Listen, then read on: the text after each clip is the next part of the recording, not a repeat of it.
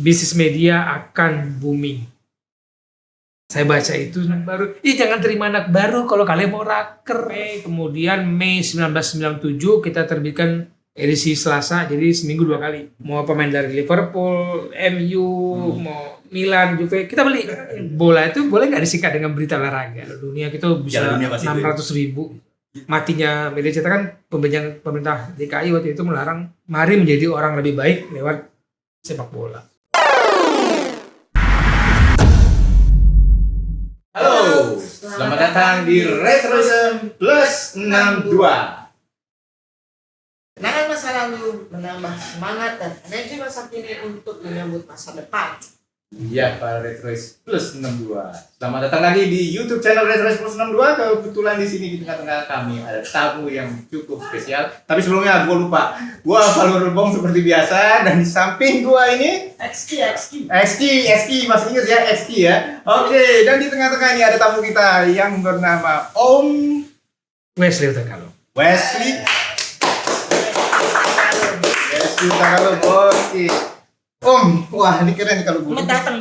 Selamat datang ya. Terima kasih diundang. Ya, sebenarnya ini bukan studio kami, tapi ini adalah kita di Cafe 260. Nih kopinya ya. Ya, kopinya nyaman di tempatnya dan enak-enak di kopi. Oke, Om Wesley. Ini gue lihat nih kayaknya bajunya pakai hashtag bola untuk kebaikan. Itu nanti belakangan tuh kita tanya. Iya, belakangan kita tanyain. Tapi ini gue mau ngomong kalau Om Wesley ini dulu tempat bekerja sebagai jurnalistik di tabloid bola ya. Betul. Nah, tabloid bola itu kan dulu paling terkenal juga di zaman-zaman retro. Mungkin sebelum itu masuk ke situ, gue mau ngomong dulu masalah pribadinya Om Wesley. 70, 80, 90-an. Apakah udah tertarik bola waktu itu? Tahun 70-an deh, udah lahir ya? Lahir 71. SD sudah main bola, udah masuk klub. SMP nyolong tabloid bola. Waktu itu orang-orang langganan Kompas gitu, kita mau tuh kita masukin sini tuh dari perpustakaan, dari rumah tetangga, karena bokap langganannya dipaksa kan waktu itu Suara Karya. Boleh ya sebut ya? Boleh, kan udah mati kan. Dulu kan harus dipaksa tuh langganan Suara Karya gitu. Jadi yang langganan Kompas dapat tabloid bolanya. Sering mampir setiap Jumat, Sabtu, nanti pulang-pulang masukin ke dalam baju, diam-diam bawa pulang. Jadi penggemar olahraga dari kecil di Pekanbaru, di kompleks Rumbai namanya. Olahraga, semua fasilitas olahraga yang nggak gue ikuti cuma satu. Apa itu? Golf. Karena bagi gue golf apaan sih? Nggak ada body contact-nya gitu ya. Nggak ada ini, capek jalan. Ya kalau jalan gue juga jalan jauh. Tapi gitu. sebenarnya fasilitas olahraga itu ada di golf, ada sih. Kita cuma langganan 10.000 per keluarga sebulan. Oh gitu. Ya, nggak mau. Kita main bowling itu zaman di Jakarta, bowling berapa ya? 1 game 1.500, kita 200 perak. Oh. Sepatunya kita 100 perak. Kita berenang gratis, squash gratis, badminton, basket, what else? Biliar apa gitu. Yang nggak ikutin cuma satu. Jadi olahraga itu udah kayak dari kecil dideketin gitu. Sayangnya nggak jadi atlet aja. Karena bokap nyokap atau emang Wesley senang sendiri? Justru waktu itu pas taunya bokap tuh pernah main bola, bikin gue bunuh diri dan jadi ketahuan orang-orang gitu. Jadi kayaknya ada gue akan tebus tuh. Gue akan tebus. Jadi main bola itu dulu karena emang hobinya dari kecil olahraga, nonton bola. Dan kita pilihannya dulu antara main bola atau marching band gitu. Marching band ketemu banyak cewek-cewek. Kalau jadi main bola disegenin orang. Kan kita keluar kompleks itu takut digebukin. Keluar kompleks di luar itu kayaknya musuhan banget sama kompleks kita. Jadi kalau kita main bola, ya mendingan disegenin daripada dekat sama cewek gitu.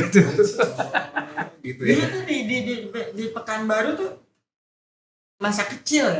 Iya. Dari SD.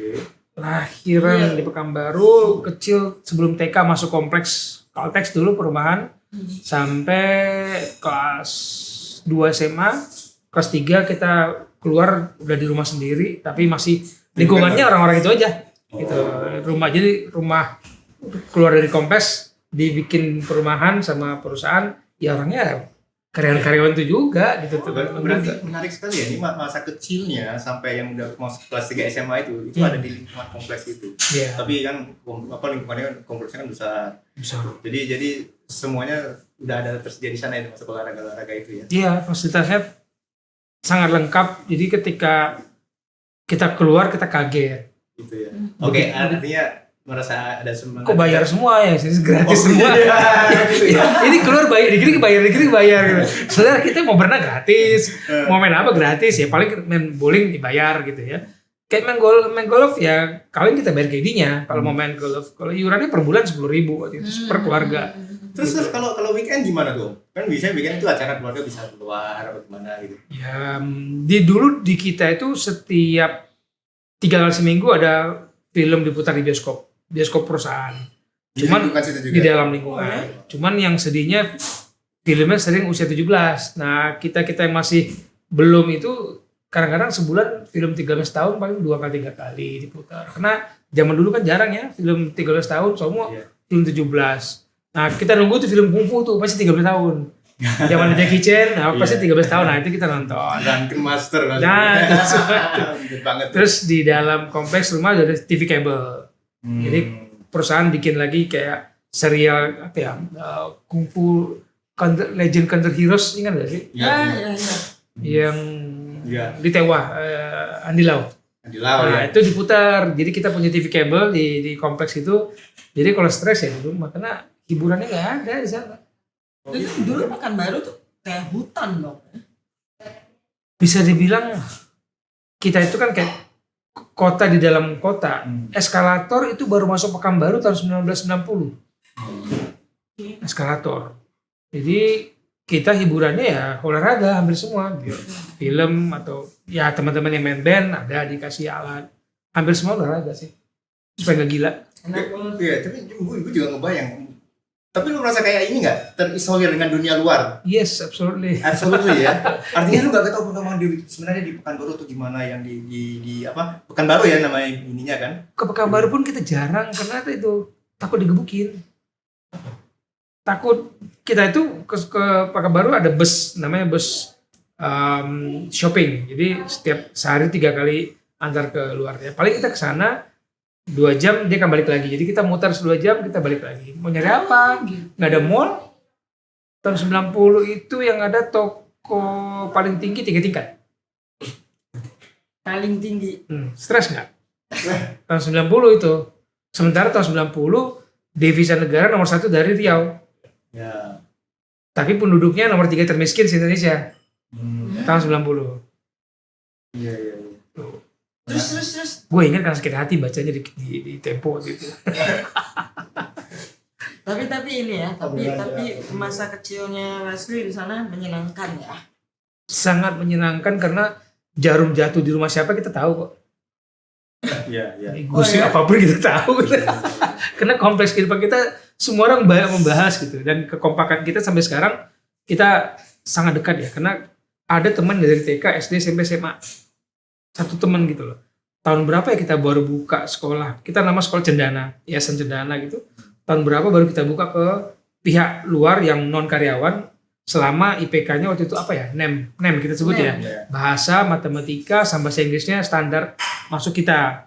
Karena di kita kan SD kelas 3 kita udah belajar bahasa Inggris. Di sekolah lain waktu itu masih SMP baru belajar bahasa Inggris. Nah, negeri ya, tapi kalau dia masuk SMP dia masuk ke sekolah kita, takutnya dia keteteran karena kita dari kelas 3 SD diajarin bahasa Inggris itu. Nama gurunya gue sih kan Pak Maswir. Guru kelas 3 SD. Berarti hidup kita di situ aja. Oh gitu ya. Berarti cuma ada satu sekolah itu ya. Tadi aku sekolah apa? Cendana. Di dalam SD, SMP, SMA, Cendana. TK sampai SMA. TK sampai SMA itu Cendana ya. Oke, tapi tempat kursus lainnya ada nggak? Ada di luar, tapi takut kita. Oh di luar. Ya. Artinya di kompleks itu sendiri?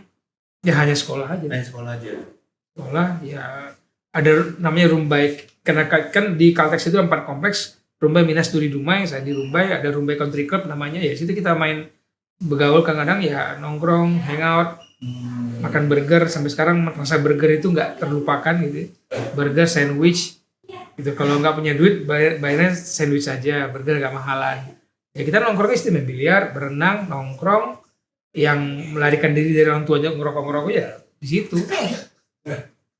Berarti warung-warung masih ada ya, warung rokok Keluar ya. di pagar-pagar itu. Kalau keluar kompleks takut. Jadi kita keluar itu ada warung-warung, kita numpang lah gitu. Memang kelihatan sama yang di luar itu. Oh ini anak ini kelihatan banget.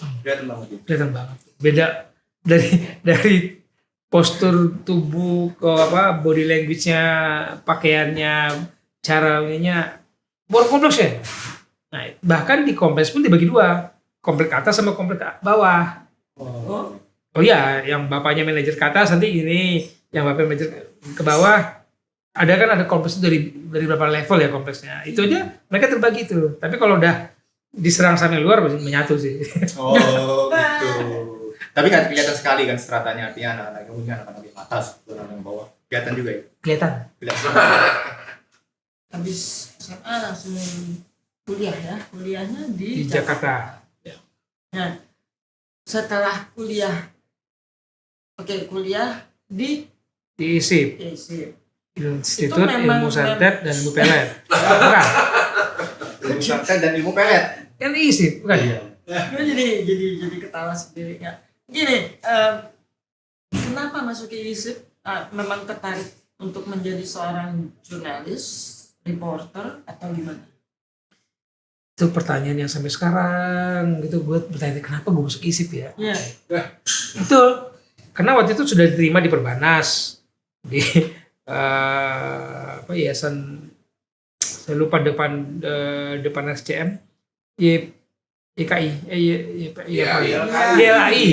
YLAI. Terus Trisakti, karena rata-rata orang kita kan Trisakti karena komisaris utama kita di Kalix itu yang punya Trisakti lah ya, gitu. Ke situ gengnya. Suddenly saya waktu itu masih belum menentukan tuh masuk mana, karena udah berangkat ke Jakarta, terus numpang di rumah teman kos. Saya ingat majalah Tempo, bisnis media akan booming. Saya baca itu, saya masuk pindah sini deh. Karena waktu SMP SMA itu mading saya ngisi. Kalau bikin buku tahunan kayak study tour kita waktu kemana itu perjalanan saya yang bikin ceritanya. Pas baca ini, iya ya, masuk situ aja deh. Jadi itu majalah tahun 90 itu sebelum kuliah itu majalah menentukan, tiba-tiba saya berpindah. Karena dari kecil mau jadi akuntan, mau punya duit. Pengen duit. Berterima kasih lah pada Tempo. Masih ingat nggak Temponya covernya yang apa? Ilustrasi kayak orang pegang mic terus TV apa gitu. Pernah simpan, cuman pas pindah kos hilang tuh majalah. Iya itu pernah saya menyimpan itu karena itu yang membuat saya pindah, switch keputusan saya dari menjadi seorang niat menjadi akuntan kemudian menjadi jurnalis. Iya. Tapi memang bakat jurnalis sudah ada waktu di sekolah itu ya. Tapi lo ngambil jurnalis. Jurnalis. Mungkin ya karena itu suka-suka nulis, mading itu saya punya nama samaran Sly. Dari penggemar Sylvester Stallone kan. Jadi namanya Rusli sebenarnya jadi bisnis Sly ya. Rusli. Jadi kalau tim kita tanding basket, tanding bola itu saya bikin seperti ceritanya gitu. Habis saya main, habis itu cerita gitu. Tapi ya buat lucu-lucuan aja sih. Seneng aja kita ada orang ramai lihat mading wajah tulisan saya. Seneng aja. Tim sekolah kita itu paling orangnya itu aja. Yang main basket itu juga, main bola itu juga, yang main bowling itu juga. Kalau tanding orang yang main band itu juga, paling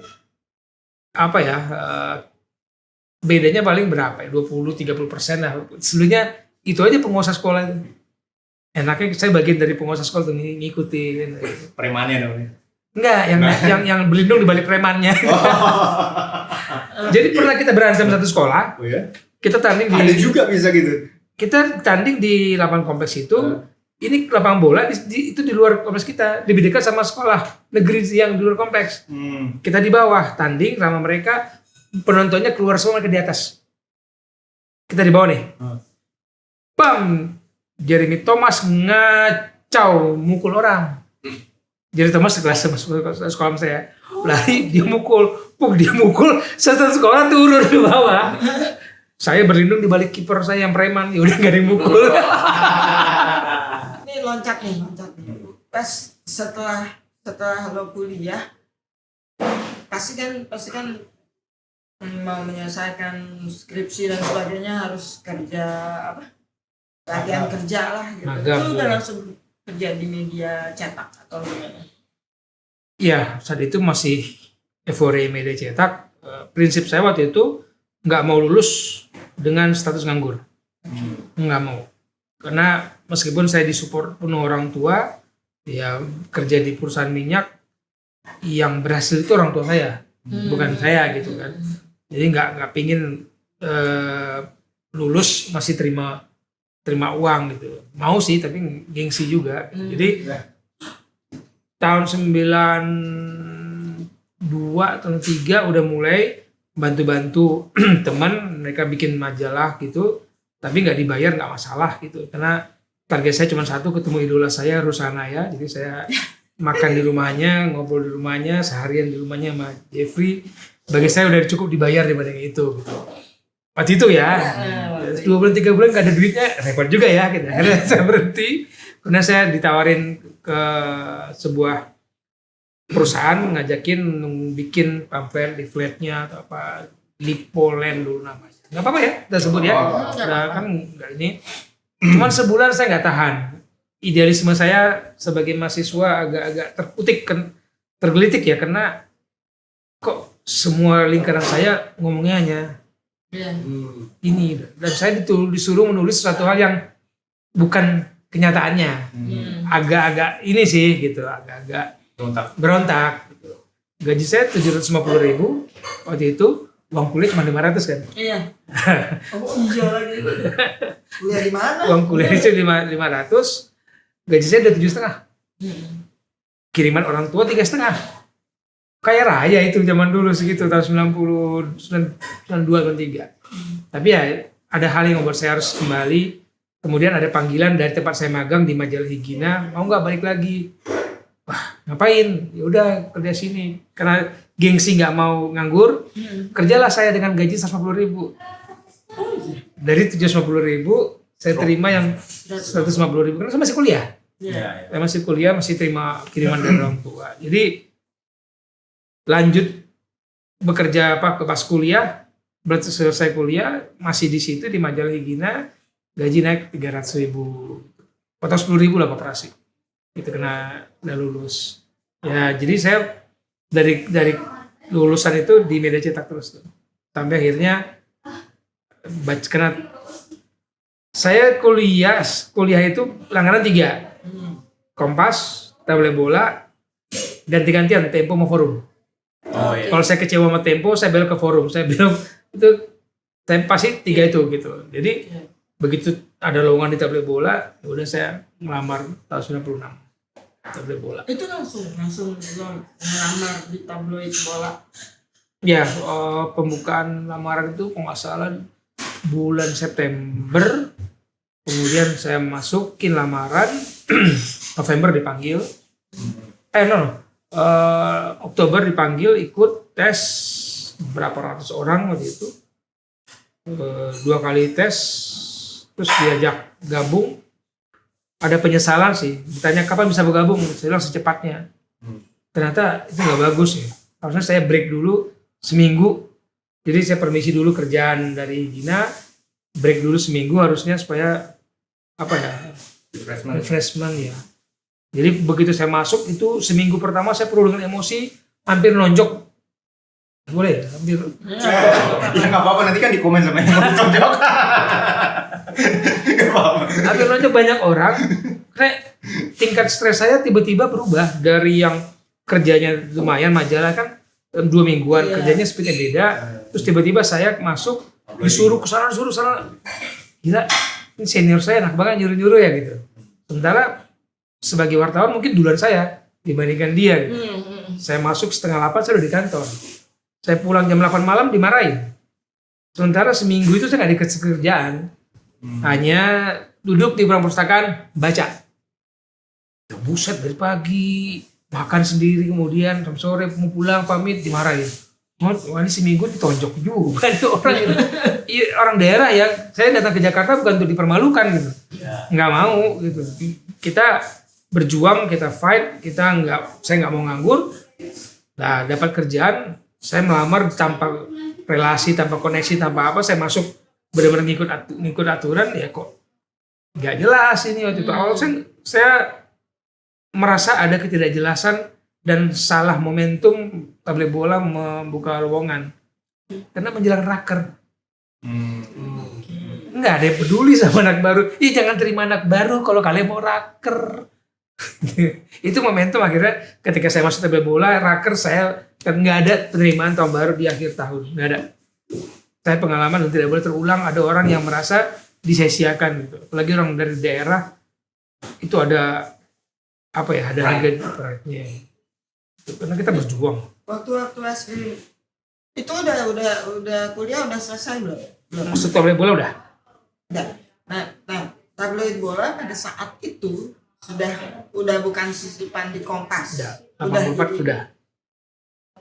Berarti Meski masuk benar-benar awal tabloid bola itu jadi tabloid gitu. Iya. Atau gimana? Sudah 10 tahunan lah jalan ya. 10 tahunan jalan. Tapi memang baru waktu itu edisinya seminggu sekali. Sampai kemudian Mei 1997 kita terbitkan edisi Selasa, jadi seminggu 2 kali. Wow. Itu persoalannya itu juga muncul tuh. Dijanjikan gajinya nambah. Oh semangat lah kita bikin tabloid. Kan yang misalkan seminggu sekali gaji kita cepet misalkan. Muncul yang ini ya nambah loh, nambah kerjaan. Enggak juga ternyata. Jadi nambah kerjaan, gaji tetap. Apa yang saya alami kemudian saya lakukan lah. 2010 saya menjadi Pimpro bikin harian bola. Nambah kerjaan kan berarti 3 kali itu. Sebelum harian, hari bola Sabtu dulu. Jadi bola Sabtu 3 kali seminggu, belum harian nih. Gaji 1, udah 3 nih kerjaan nih. 3 kali seminggu kemudian muncul lagi harian. Saya kita tuh jadi karma ya, dulu saya ngamuk-ngamuk kemudian akhirnya kita bikin teman-teman ngamuk-ngamuk juga gitu. Wes, tanya. Ini pertanyaan blow on aja karena gue lupa. Bedanya tabloid sama surat kabar apa sih yang spesifik? Dari Format tabloid? dulu ngomong format ya. Format. Yang kita diajarin dulu tuh format koran ukuran sekian, tabloid sekian format. Tapi ketika saya udah praktek sebenarnya periodisasinya dan isinya jelas berbeda karena bukan berbentuk news aktual harian, karena tabloid itu biasanya kan seminggu sekali gitu atau seminggu 2 kali. Jadi dari format saya melihat periodisasi dan isinya akan berbuat membeda antara tabloid, karena tabloid banyak sekali mencampuri berita dan opini. Kalau news kan jarang, kecuali kolom. Kalau yang koran surat kabar. Pertama kali lo masuk di tabloid bola, assignment pertama lo apa? Assignment pertama ya, interview siapa atau apaan yang lo paling ingat dan itu sebagai yang Pertanyaan gila ya. Pertanyaan tahun 96. Karena seminggu pertama saya hanya di perpustakaan. ya. Mungkin saya nggak ingat persis wawancara tugas pertama, tapi setahu saya Mbak Indri HP Kuncoro menugaskan liputan waktu itu ilmu bela diri. Tapi yang paling saya ingat awal-awal yang saya bikin marah adalah pagi saya liputan Panjat Tebing di Kuningan, siang saya liputan Pancadaya di Pondok Indah, malam saya liputan penghargaan drag race motor apa di Ancol. Itu hari Minggu yang senior saya semua liburan, saya sendiri 1 hari 3 liputan. 3 liputan itu saya pinjam motor teman, putus pula rantainya di tengah jalan. Saya nitip motor di warung gitu. Saya ingat itu masih baru karena status saya masih cewek 1, calon wartawan 1. Itu bulan-bulan pertama saya. Itu memori yang nggak hilang. Tapi kalau siapa yang ditanya yang diwawancara pertama, lupa sih. Cewek 1 itu di ID card. Di akhir tulisan. Jadi dulu era saya hanya 2 wartawan yang masuk. Satu lagi anak IPB, dia bertahan cuman seminggu. Dia cewek 1, saya cewek 2. Dia nggak tahan untuk disuruh. Jadi dia terakhir, saya ingat dia disuruh menunggu atlet baru pulang di airport. Dan itu lama kan. Iya. Bisa lama gitu. Terus dia merasa, apaan sih ini kerjaan nunggu orang nggak jelas. Terus dia merasa bukan dunianya ya. Orang geologi, Trisakti geologi. Kemudian dia akhirnya kerja di Kalimantan di tambangan, lebih cocok situ lah. Seminggu dia belum pulangin uang minjem duit belum pulangin lagi tuh anak. Si Edwin namanya. Pasti ingat waktu itu di kos, minjem baju, minjem duit. Ya udah, sih kan sama anak apa Itu seperjuangan lah gitu.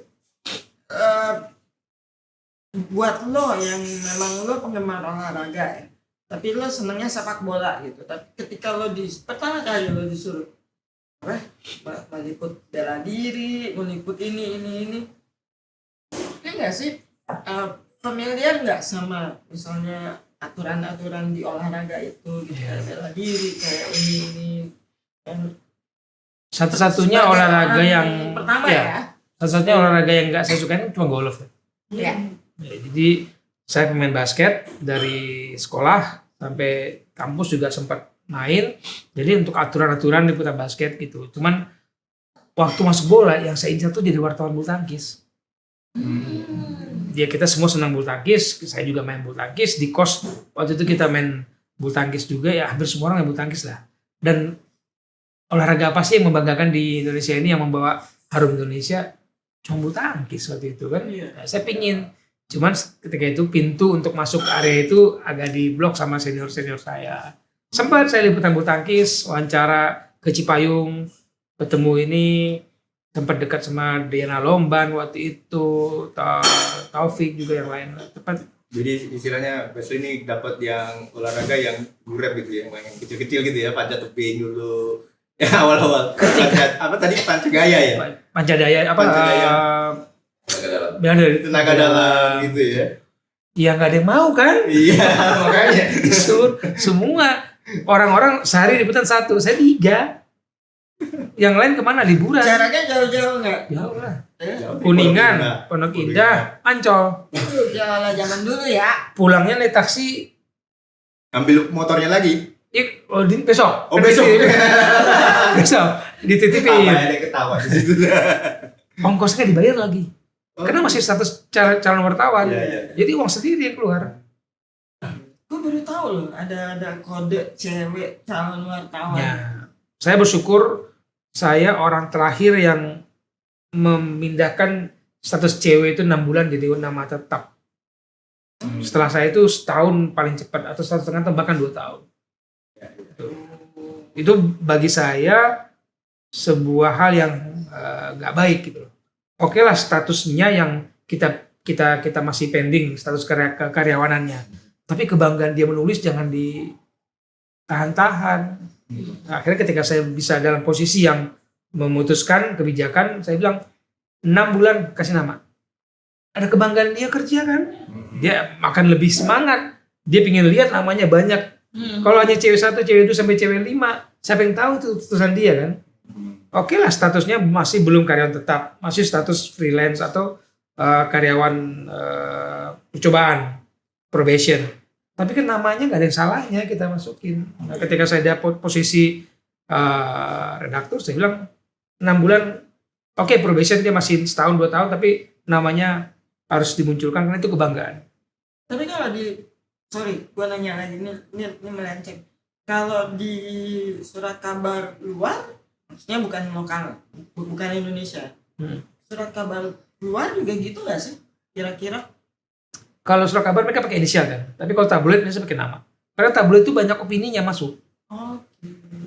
Tuh, biasanya pakai nama. Kalau dulu kita kayak Rock Hughes, dia kan nulis Rock Hughes namanya gitu. Tapi karena dia sudah punya pengikut, punya nama gitu. Nah itu yang saya mau ke situ larinya, supaya teman-teman wartawan ini tidak hanya nulis berita, tapi yang saya mau ketika di tabloid bola itu diperkuat 2 H-nya itu. dua W-nya, why dan Who, when, what? Where?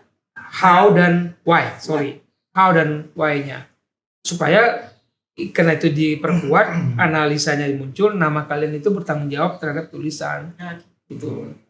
Oke, tapi gue mau ngomong ini masalah bola berarti kan identik dengan olahraga ya, sepak bola harusnya kan. Nah itu porsinya memang bagaimana tuh kalau tabloid bola sendiri? Apakah bolanya itu harus 80 apa 100%? Nggak mungkin ya kan ada tadi Iya. tapi itu porsinya gimana pembagiannya? Bola itu kan sebenarnya kalau saya ketika saya harus menjawab itu ketika ditanya orang karena menjadi perwakilan perusahaan, saya bilang bola itu bisa menjadi perwakilan olahraga bola karena hampir semua olahraga pakai bola. Oke. Jadi hanya perwakilan, tapi bisa perumpamaan lah. Oke lah, berenang nggak pakai bola, gitu, misalkan, atau apa yang lain tidak pakai bola, tapi Voli kan air? pakai bola. Bola. Berenang, ada berenang. Cuman saya bilang bola itu boleh nggak disikat dengan berita olahraga.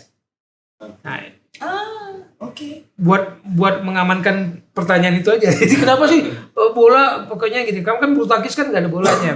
Tapi persentasenya mungkin 70-30. 70-30. Saat itu olahraga bola kan luar biasa ya. Tapi yang ada di cover depan tuh selalu tampilan bola ya, sepak bola utamanya ya. Kayak Pernah. pemainnya apa gitu. Pernah kita bikin non Pernah ya. bola, penjualannya langsung cus drop.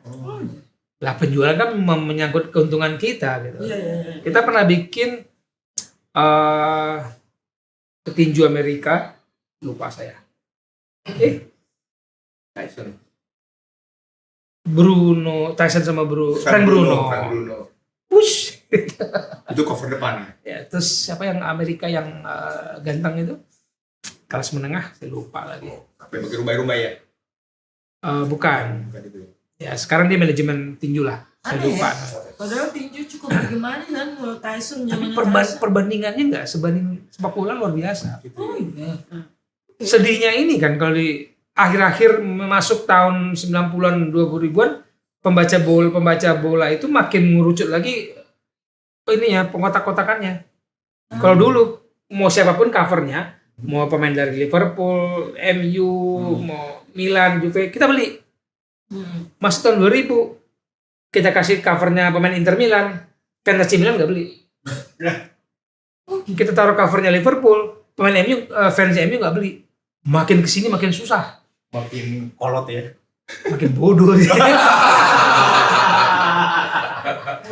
Akhirnya terkotak-kotak gitu, terkotak-kotak Iya, gitu. Iya. Loh, yang kita, lu kan beli ini karena untuk mendapatkan informasi. Iya. Kalau mau fans club ya sudah bermain di fans club. Ya, akhirnya memang lama-lama Miri Cetak itu kehilangan pembaca yang benar-benar butuh informasi.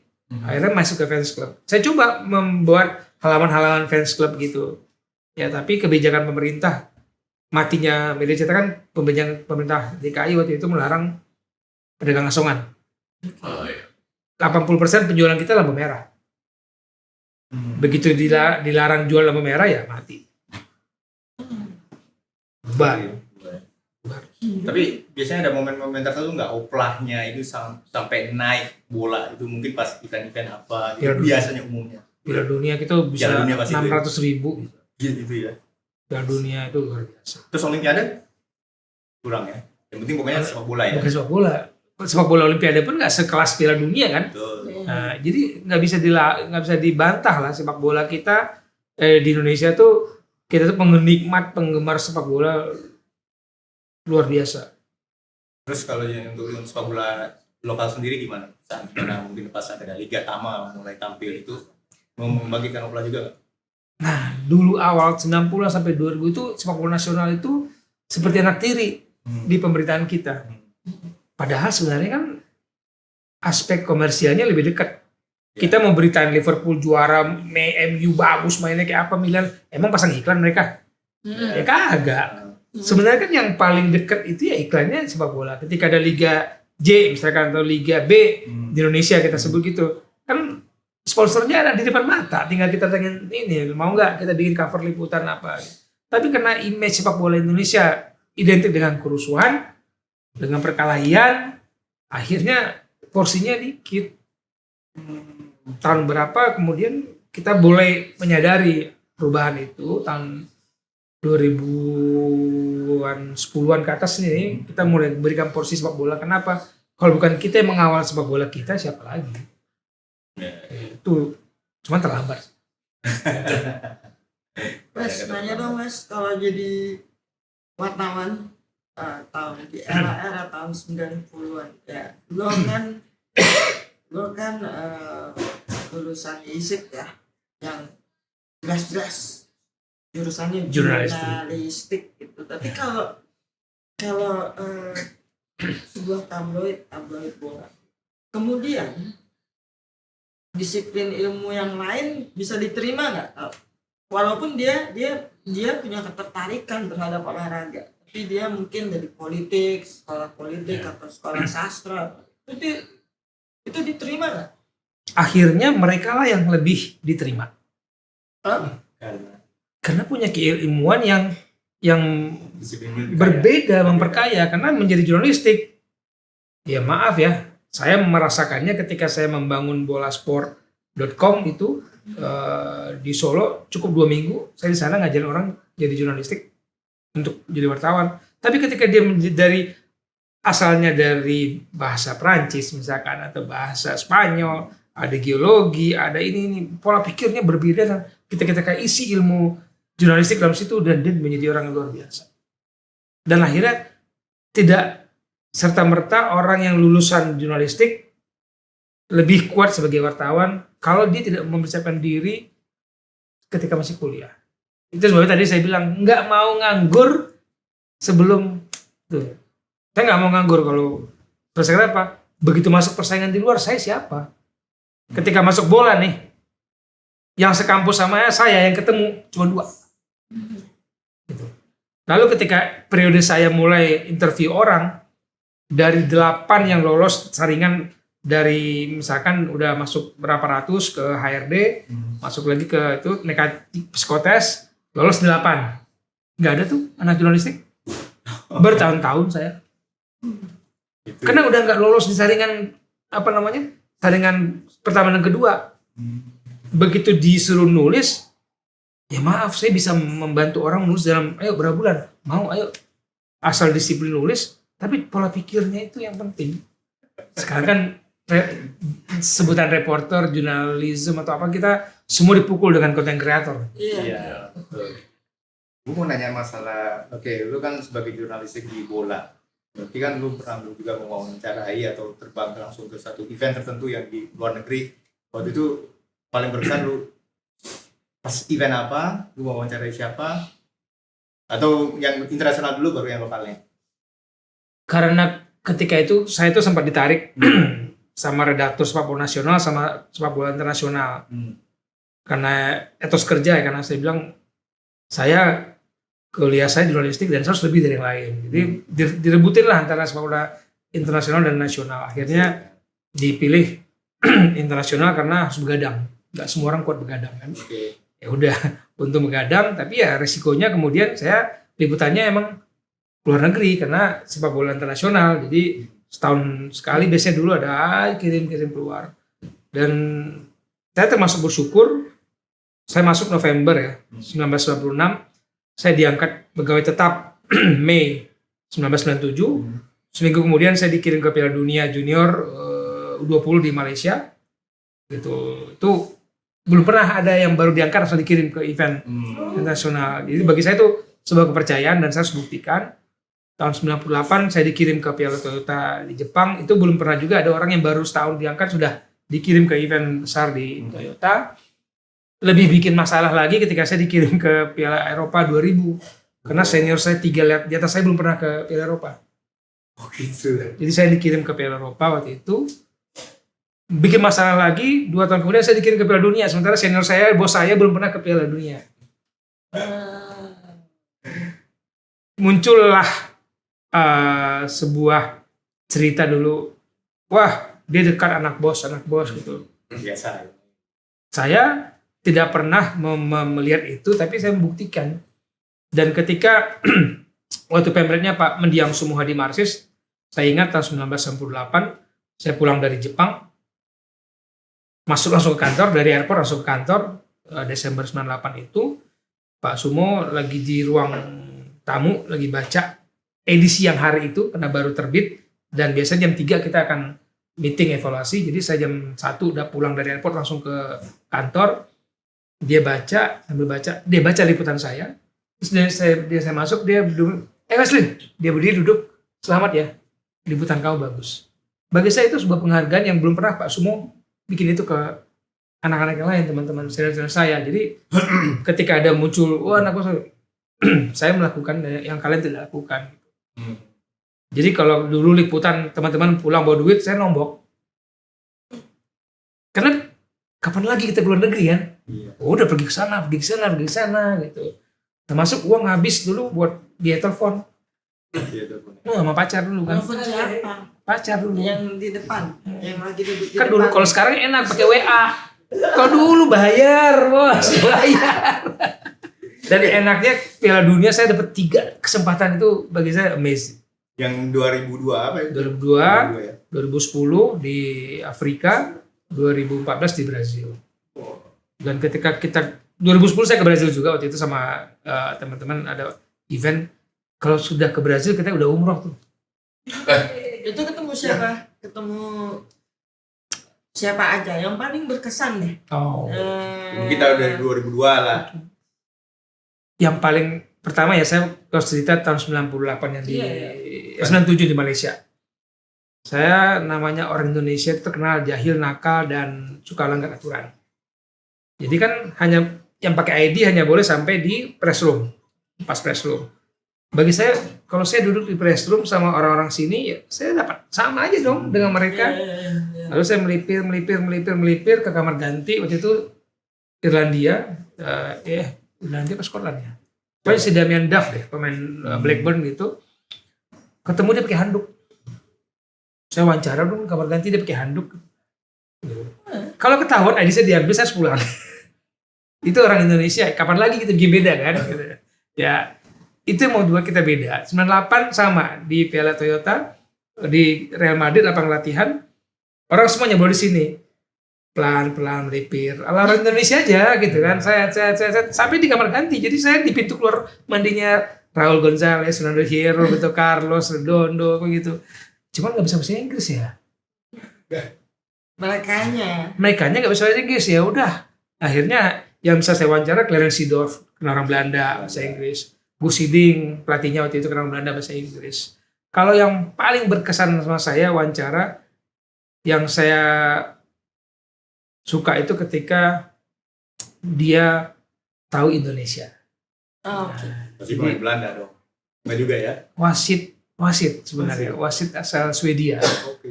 Jadi antri wasit di Piala Eropa itu nanya, kamu dari mana? Indonesia. Oh, Indonesia yang liganya berhenti karena kerusuhan itu ya. Kenal itunya ya? Itu dia. Oke. Aduh, yang mereka ketawa-ketawa itu boleh-boleh asal. Oh, Indonesia yang liganya berhenti karena kerusuhan itu ya. Itu sampai sekarang bagi saya terima kasih kok kenal Indonesia.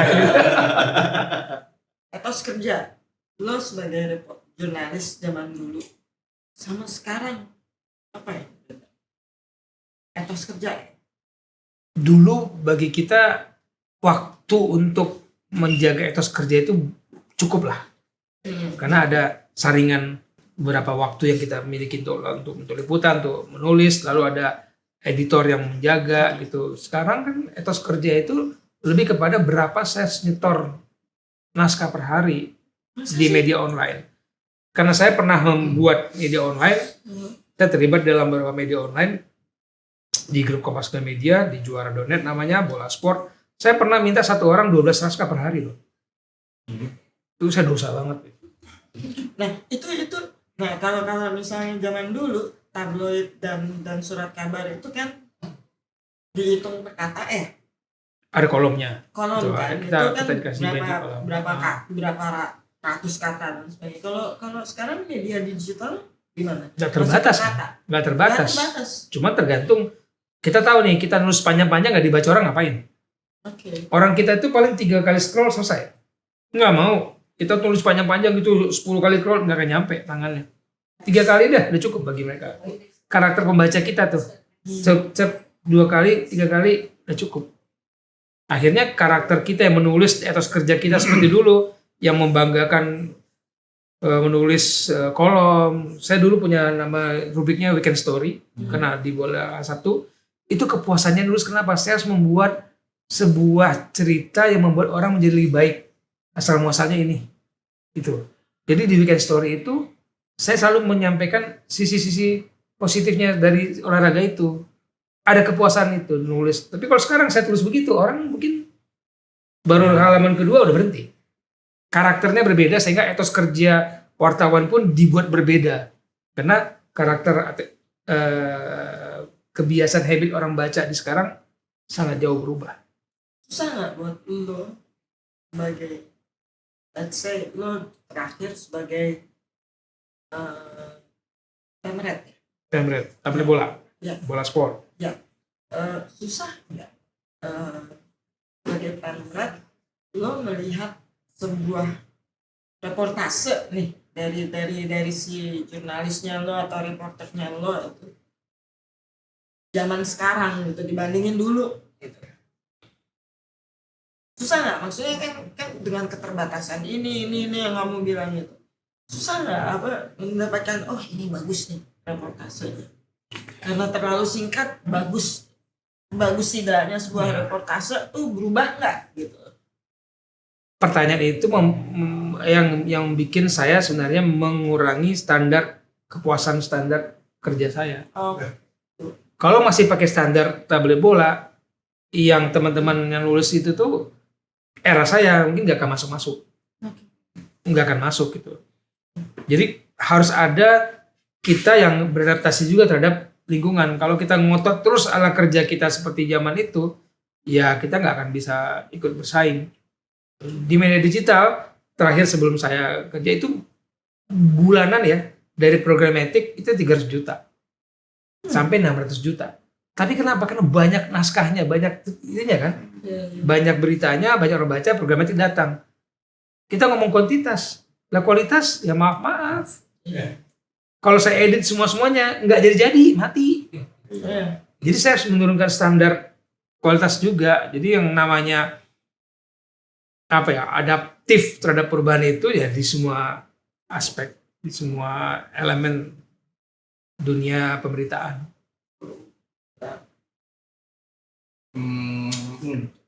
Ini kan tablet bola. Iya. Gue pengen ngerti ini. Kenapa ini? Ini apa ini? Kalau bisa dijelasin kenapa? Kalau ada tablet olahraga bola selesai. Ini menarik nih. Bisa dikasih tahu kan? Oh ya, satu lagi yang gue pengen tanya. Bola itu identik dengan ada satu icon. Ini ya. Si Gundul ya. Itu bisa diceritakan kenapa? Kenapa mesti si Gundul? Sama kacang ya. Nah itu Mas Iya. Nung ya. Itu karya Mas Anung Kuncoro. Waktu itu dia masih freelancer, kirim-kirim gambar, diterima di tablet bola. Mungkin bagi saat dia ada saat itu harus ada karakter yang unik lah. Nah, Gundul dengan rambut sedikit gitu. Nah, dia rajin kirim, akhirnya menjadi pegawai di tablet bola, menjadi ilustrator. Sesungguhnya dia sarjana ekonomi. Tapi pada saat itu kita butuh sosok ikon yang bisa mewakili. Coba lihat media-media lain yang punya ikon, kuat nggak? Kompas, Sikom. Iya. Media lain, tolong sebut ikonnya ada nggak? Ada sih. Kota siapa? Kota. Iya. Di Medan Suarsair. Ya. Kalau SIP nama korannya apa ya? Itu orang Medan pasti tahu si Suarsair. Kuat gitu loh. Nah, kita ngomong Suarsair, SIP gitu ya. Kita ngomong Sikom, Kompas. Si Gundul, bola. Nah, itu yang menjadi sebuah kekuatan sisi lain segi marketing. Kita punya banyak bukunya, dibikin bukunya laku. Tahun berapa ya? 90-an tablet bola yang halaman si Gundul itu dikopi sama orang di sisi Kalimantan, itu dibeli sama orang Malaysia. Oh iya. Ya karena nggak sampai Malaysia kan, tapi mereka minta dikopi, di fotokopi halaman itu, terus mereka beli di Malaysia. Karena bahasa nggak banyak bicara tapi lucu kan. Iya benar. Tapi ada ini sendiri nggak komik dari si Gundul? Pernah terbit? Pernah kita bikin buku serialnya, ada 6 serial. Serial? 6 Tapi bukan dari bagian tabloid itu ya, dia Enggak, sendiri. jual, kita bikin segini bukunya. Jual. Gitu. Waktu itu dijual cukup murah sih. Setahu saya Ketika kalau kita pameran, dulu kita tuh ngetop loh kita pameran, even stiker itu yang kita mau bagi-bagi itu mereka mau beli. Yang namanya orang punya kaos bola itu punya kebanggaannya luar biasa. Brand itu kuat sekali. Makanya saya sedih ketika pemimpin Kompas Media itu menutup brand yang sudah dibangun bertahun-tahun. Sebegitu mudahnya brand itu ditidurkan. Sebenarnya kan bisa dipindahkan dengan cara lain ya. Tapi ditidurkan kemudian dia mencoba membangun brand baru lagi, nggak segampang itu. Kenapa? Begitu dia bangun brand baru, brand lain udah masuk. Sementara brand ini yang dari awal kita bangun sampai semua orang bangga menjadi bagian dari bola, dia tidurin. Ya bagi saya itu sebuah ya masa lalu ya, tapi bagi saya kekecewaan saya kenapa ditidurin. Oke, mungkin ada kaitannya dengan ini, bisa dijelaskan. Ini gimana nih? Ditidurin karena saya ingat ya, 8 Oktober 2018 saya dipanggil CEO dengan beberapa direktur perusahaan kita, dikasih tahu bahwa tablet bola kita selesaikan usianya pada akhir Desember 2018. Itu saya diare seminggu. Karena lagi Asian Para Games. Saya diare seminggu karena saya tidak bisa cerita ke siapa-siapa. Kita hanya 4 orang dipanggil, HRD, direktur, sama CEO, sama corporate. Tutup. Lalu perdebatan di dalam kita bilang sama-sama direktur saya, Mbak Titin waktu itu, Mbak, kenapa harus kita tutup Desember? Kalau memang kita udah nggak bisa lagi berjuang, mempertahankan, udah dihakimi begini, dipercepat aja. Ngapain nunggu Desember? Biarkan teman-teman akhir tahun sudah mulai cari pekerjaan baru kan. Akhirnya diputuskanlah, disepakati bulan November. Sebulan saya diminta untuk mempersiapkan penutupan ini, dan ketika itu dipanggil CEO, diminta, Wesley, jangan ada kerusuhan lagi. Nah, mungkin kalau teman-teman dengar ada kerusuhan waktu kita melakukan PHK pertama tablet bola, PHK kedua ada namanya Bola Perjuangan, bikin website, bikin apa macam-macam gitu. Aduh, pembunuhan karakter, saya dan teman-teman dianggap sebagai orang yang menghilangkan mata pencarian orang gitu. Tapi ya, yang punya minta begitu ya bagaimana? Kita kan hanya pelaksana ya. Akhirnya kita bilang September kita menghadap ke pimpinan, kita nggak mau nunggu sampai Desember. Ngapain luka, sakit, nangis, sedih harus nunggu sampai Desember? Kasih kami sebulan untuk mempersiapkan penutupan supaya teman-teman Januari udah mulai kerja lagi ke tempat yang lain.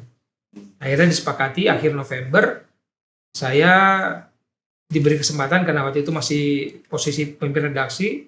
Saya memilih kata-kata ini selesai. Lalu untuk pertama kali covernya bukan foto. Ikon kita adalah tablet bola, si Gundul. Saya bilang, Mas Nung, please buat yang terbaik untuk penutupan edisi terakhir. Dan ini kalau saya lihat rilisnya itu Jumat 26 Oktober ya. Ya. Gitu ya. Itu udah edisi yang ke 2915. Selama berapa tahun itu? Ya, dari sini ada ya, start Maret dari 84 ya. Dan ini menarik sekali sih, macam kayak kaleidoskopik juga ya. Ada ini apa nih yang pernah diwawancara gitu ya? Ya, sejarahnya lah. Sejarahnya ya. Terus ada beberapa tabloid ini kalau nggak salah cover-cover yang pernah tampil ya. Ya. Oke. Ini kita anggap mewakili hidup kita dari 84 sampai sekarang. Sebenarnya kalau kita mau bikin seperti buku ini lagi, udah kepikiran, teman keburu disuruh tutup ya sudahlah. Ini di waktu itu eranya kita cuman jual harganya berapa ini? 8.000, 9.500. Di toko-toko online itu bisa sampai 300.000, 150.000. Wow. Karena edisi penutup. Begitu edisi penutup iklan banyak. Kurang ajar, kemarin lu kemana? Iklan gitu. Begitu mau tutup iklannya banyak banget. Sampai nambah halaman loh kita. Karena iklannya semua mau ikutan karena tahu bahwa ini sebuah catatan sejarah dunia pemberitaan sepak bola, karena dulu rapat PSSI belum mulai, orang bola mana belum datang, tunggu. Sampai segitunya kan dulu posisi kita sebagai media yang berpengaruh. Kita bisa bikin kebijakan itu berubah dengan pemberitaan kita. Dulu kita yang membongkar bagaimana pemain yang sebenarnya dititipkan di luar negeri itu dibayar dari Indonesia, kita bongkar bahwa gaji lu bukan dari luar, lu sebenarnya gaji dari dalam. Orang Jepang mengakui kita ditutup-tutupin, padahal kenapa nggak, ya udah emang maaf ya Kurniawan, gua ngomong Kurniawan lu dibayar, dititipin, dibayar dari Jakarta sama Pak Bakri, Menirwan. Jepang, Kazu dititipin ke Genoa, dikasih tahu kok dia belajar tapi gaji dari Jepang untuk belajar. Di kita, orang Indonesia di hire klub Italia, ya kita bongkar di situ. Nggak usah malu-malu bilang kita nitip. Nah, ketika itu masih tablet bola emang posisinya di sepak bola, di olahraga, masuk bulu tangkis. Ya, kita dekat sekali sama bulu tangkis. Biasanya sebelum kejuaraan Thomas Cup atau apa kita undang mereka makan. Kita dekat sekali. Ceritain sedikit aja nih tentang bola untuk kebaikan. Sedikit aja. Ya tadi Sampai sempat sekarang nyinggung masih ya, sempat dilakukan nyinggung apa? asal muasalnya dari namanya kolom Weekend Story. Jadi setiap kali nulis selalu apa ya endingnya, apa pesannya gitu loh. Ya pernah salah satu saya nulis itu bagaimana kalau kita masukin jangkrik ke dalam kotak korek api, dia akan melompat setinggi kotak korek api. Oke. Keluarin jangkrik, dia nggak gambarin lompat tinggi. Kenapa? Dia udah terbiasa dibatasin kemampuannya oleh kotak korek api gitu loh. Sisi-sisi seperti itu yang saya masih coba berikan kepada teman-teman pembaca, apa ya sisi menarik dari sepak bola. Bagaimana sepak bola mengajarkan kita arti bagaimana menghargai perbedaan. Posisinya kan nggak mungkin semuanya striker. Harus ada dong yang gelandang, back, harus ada dong yang membagi tugas. Bagaimana kita menghargai waktu 2 kali 45 menit, lawan sama 45 menit, gue juga 45 menit. Bagaimana kita memenangkan 45 menit pertama dan 45 menit kedua. Kalau di waktu di Eropa sana kan enak ya, ada EM, ada PM. Bagaimana kita berjuang di EM dan PM ini, bab pertama, bab kedua. Main bola dengan olahraga lain mungkin ada sama perumpamaan. Main bola ada aturannya.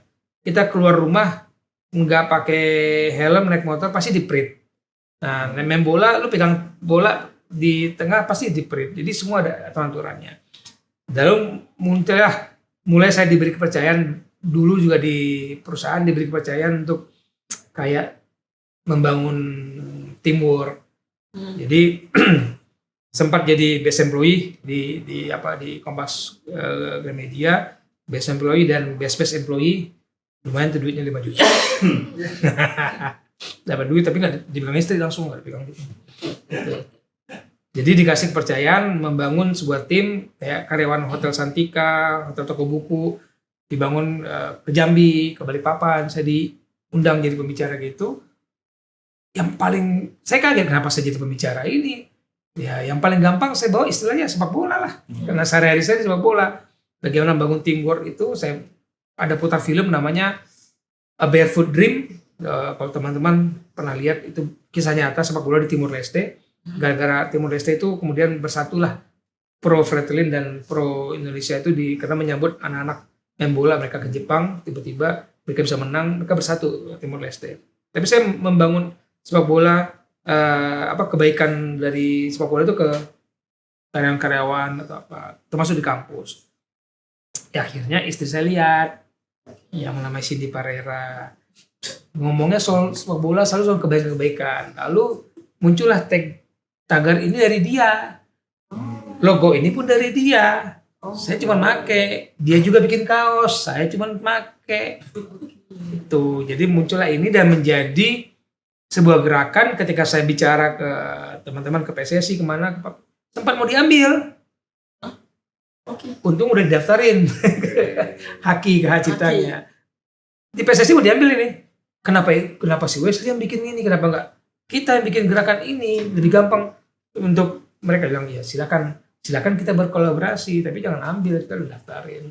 Nah kemana-mana waktu saya bangun Akademi Sepak Bola di Papua pun ini saya bawa. Gitu. Sekarang saya membangun sepak bola di Maluku pun ini saya bawa. Mari menjadi orang lebih baik lewat sepak bola. Luar biasa ya. Tapi dalam dunia sekarang ini realitanya hashtag bola untuk kebaikan apa benar-benar sudah diterapkan? Saya merasakan itu 2 tahun membangun anak-anak Papua, mereka berubah ya. Jadi tagline kita waktu itu developing Papuan boys through football, membangun anak Papua lewat sepak bola dengan karakter yang kita mau. Mereka tadi nggak pernah bangun pagi, susah bangun pagi. Yang sekali gigi bisa sekali sehari juga udah bagus. Mandi bisa. Sekarang mereka teratur hidupnya. Jadi orang tuanya, karena feedback dari orang tuanya buat kita bangga. Wah, anak saya sekarang berbicara lebih sopan. Anak saya sudah sekarang setiap pagi menyapa orang tua, nyalam. Dulu nggak mau, karena di kita, di Papua Bola Academy namanya, itu tiap ketemu harus pelukan. Kita morning, apa gitu. Terus salam. Dan anak yang kita scouting, kita pencari bakat yang nggak bisa ngomong, yang paling sering kita suruh ngomong kemudian. Mimpin doa, nyuruh apa, atau berbaris. Dia yang banyak ngomong ya udah biasa. Dan anak-anak itu kita latih, kita lombakan. Sebulan sekali saya bikin perlombaan public speaking. Oh gitu ya. Karena saya nggak mau anak Papua hanya berani ketika mereka rame-rame 3-4 orang mereka galak. Sendiri-sendiri mereka pemalu. Karena sesungguhnya mereka pemalu. Nggak percaya diri gitu. Nah, lewat gerakan ini beberapa perusahaan termasuk perusahaan Freeport yang bantu kita itu suka sekali dengan pakai ini.